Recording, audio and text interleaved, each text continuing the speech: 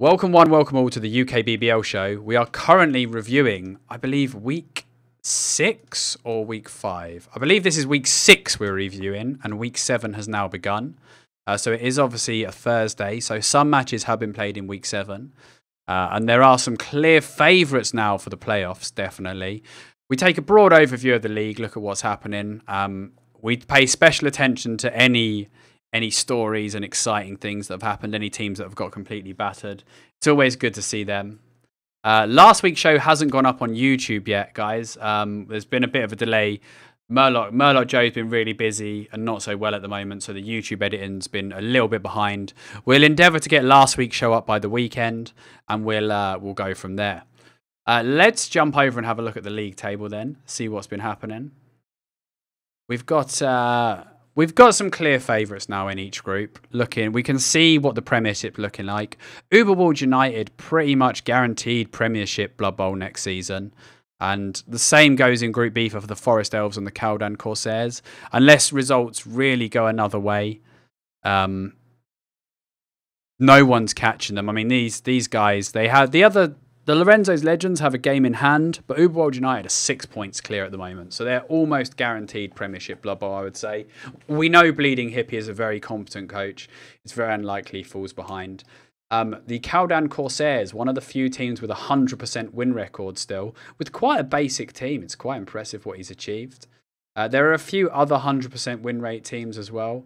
I know Jimmy is still 100% with Dead Fantastic. I'm not sure if he's played his 7th game yet, but I'm sure he's looking. The big crunch there will be him against Schaefer, these two. Ducky's hot on their heels, but obviously Bretonian's taking a little bit of time to build up. He has got some interesting stat ups. I think he's levelled all of his blitzers so far. So Ducky could make a late push for Premiership Blood Bowl next season. Probably not going to be heading for the playoffs, but definitely someone to watch sneaking up if these two drop points. I had a private message from Xdef, the coach of this team. He told me that I was pronouncing them wrong. I was saying like the Giffin Griffins, and it's actually the Gyrifin Gryphons is how it's pronounced, or the Guffin Griffins.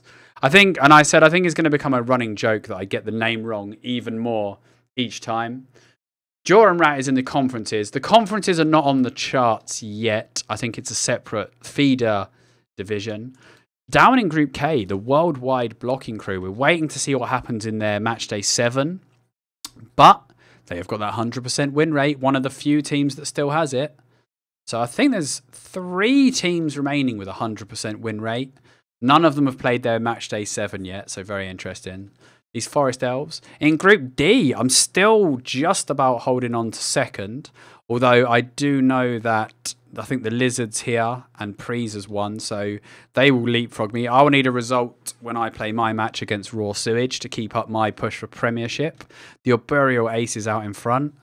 Group C's got the Hurricane Rats and the Muffin Geckos on 16, but they're definitely not safe because they've got Preston Norend, who have got a game in hand. Goats Just Want to Have Fun are only 4 points behind. So some of the divisions are a lot closer than Group A here and Group B. Like a lot of them, there's a lot of teams, 13, 12, 11, 11 here in Group E. The Pylon Pulverizers and the Big Purple People Eaters leading the pack. But they've got 3 teams hot on their heels. And the Pylon Pulverizers have played their 7th game. So these lads have all got a game in hand to try and leapfrog them for first place.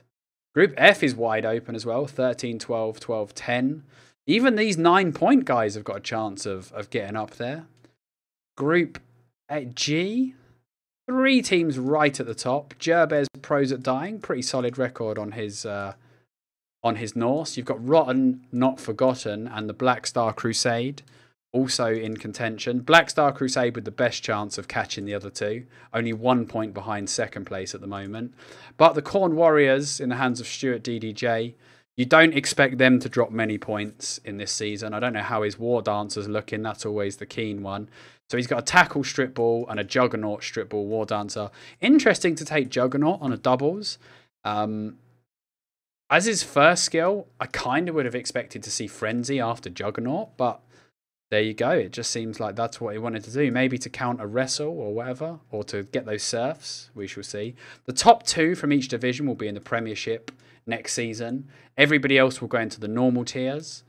And the top 4 overall teams will go into the first season's playoffs for the title of Grand Champion. Group H, the Dark Side Cowboys with a 4-point lead and a solid record. You know, that's potentially a playoff record if they keep on winning, because I'm not sure many teams will make. There's only 3 teams now that can go 11-0-0. So 10-1-0 is going to be enough for somebody with a lot of touchdowns. The Gyriffin Grioffions, 16 points. 2 teams on 13, 1 on 12, 1 on 11.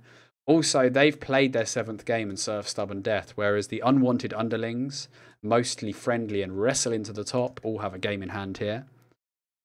So Jimmy and Schaefer are clear in Group I at the moment, but Ducky, I still expect to see some moves from Ducky. Group K, though, Worldwide Blocking Crew, if they lock out their Week 7 with a win, you can't really see past them for the title. There'll be 21 points Week 7.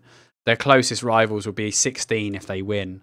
You know, they're looking great. And Group L, we've got Bretonians out in front, looking great. Let's have a look at his team. He's actually 5-1-0. So here we see Itchin. Itchin, one of the best Goblin coaches in the world. He likes to play the more obscure teams. So Bretonians, definitely, you can see why that appealed to him.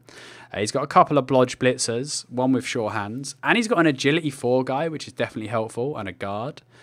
No major damage to his team, and a solid record. So he actually could be a playoff contender if he can keep winning.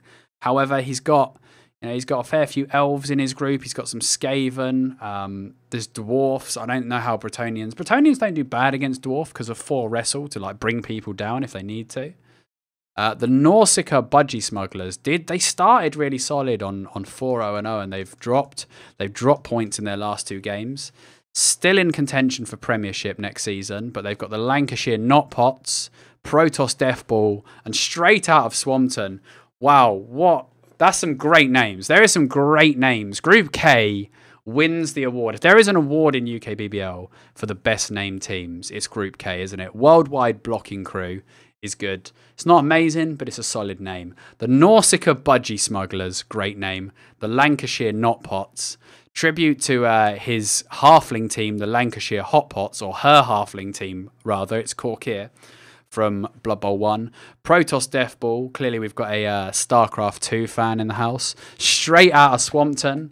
Rap fan here. The Ball Squeezers.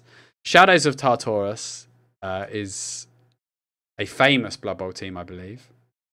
Hares and Graces. My Little Zombie. Amazing. Free-range vegan hippies. Like it. That is the best named group in the entire UKBBL. Unfortunately, the Fighting Moose, who we did focus on last week, still have maintained their 100% loss record. They picked up Vrag Ghoulchewer, whose player name's Champion Orc, apparently, on the stats page. Crunch and the Bunch as well, 100% loss rate. Maybe they can pick something up in their week 7 match. They haven't played it yet. Shout out to those guys, though, still plugging away. And remember, it doesn't matter whether you finish 3rd or finish bottom. Next season, you know, they will be equally divided. It's only the Premiership that gets decided this season. Everything else is wide open for next season. So you expect to see people who are out of contention might adopt a more SPP-focused play style for the last few weeks, just trying to develop their team ready for next season. Anyway, that concludes this week's UKBBL show, guys. I hope you've enjoyed it. Like and subscribe on YouTube if you're watching on YouTube. And we'll see you next week for the Week 7 Roundup. Thank you.